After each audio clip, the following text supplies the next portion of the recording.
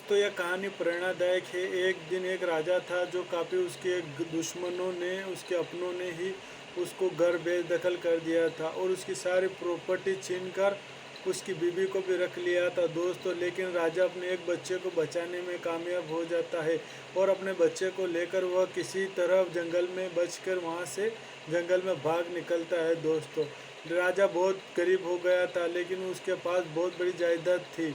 वह प्रजा से बहुत प्रेम करता था दोस्तों, लेकिन उसकी जो मंत्री वंत्री जो भी होते हैं वो सब बिक चुके होते हैं। राजा को वहाँ मारने के लिए होता है लेकिन वहाँ की प्रजा उनसे बहुत प्रेम करती थी। वहीं पे वह किसी किसी प्रजा के वहाँ छुपके से जंगल में रहने लगा दोस्तों। वहाँ राज्य की सीमा से कहीं थोड़ी दूर चला जाता है, लेकिन वह उसके साथ एक बच्चा था जो काफ़ी, उसका छोटा बेटा था जो काफ़ी भूखा मर रहा होता है दोस्तों। राजा का कुछ खाने का ठिकाना नहीं था तो उस बेटे को कहाँ से लाके खिलाता है। जब वह राजा जैसे तैसे करके वहाँ गरीबों के साथ में मजदूरी करने लगा दोस्तों, राजा को भी बहुत तकलीफ होती है कि आखिर में ये मजदूरी करना कितनी बड़ी बात होती है दोस्तों। राजा का छोटा सा 6-7 साल का बच्चा भी उसके साथ में उसकी मदद करता था दोस्तों। इसे में राजा को काम करते करते काफ़ी 10-15 साल बीत जाता है।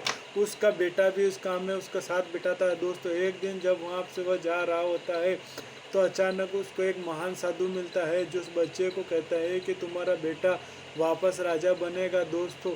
लेकिन उस राजा को कभी विश्वास ही नहीं हो रहा था क्योंकि उसने ऐसी ज़िंदगी देखी और अपनी किस्मत से कोई उम्मीद ही नहीं थी।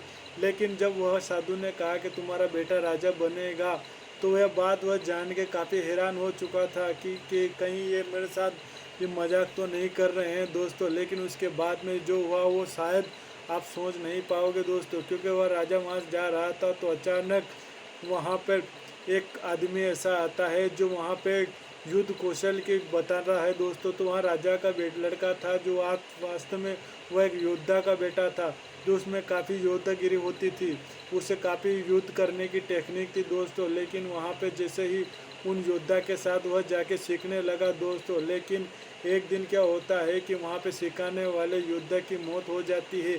उसके बाद में उसका योद्धा वो बन जाता है और सभी को वो युद्ध करना सिखाता है दोस्तों। लेकिन जब उसके पिता ने कहा कि एक अपना वो राज्य है, तभी वो उन लोगों के साथ में, उन गांव वालों को, प्रजा के साथ में मिलकर वहाँ जाता है और युद्ध लड़ता है दोस्तों। वहाँ उन लोगों को मार भगाता है और वहीं उसको अपनी गद्दी मिल जाती है दोस्तों। इस कहानी से प्रेरणा ये मिलती है कि जो अपने भाग्य में है वो भाग के आएगा, चाहे कुछ भी कर लो। नहीं, जो भाग्य में नहीं है दोस्तों वो आके भी भाग जाएगा, आप चाहे कुछ भी कर लो नहीं होगा।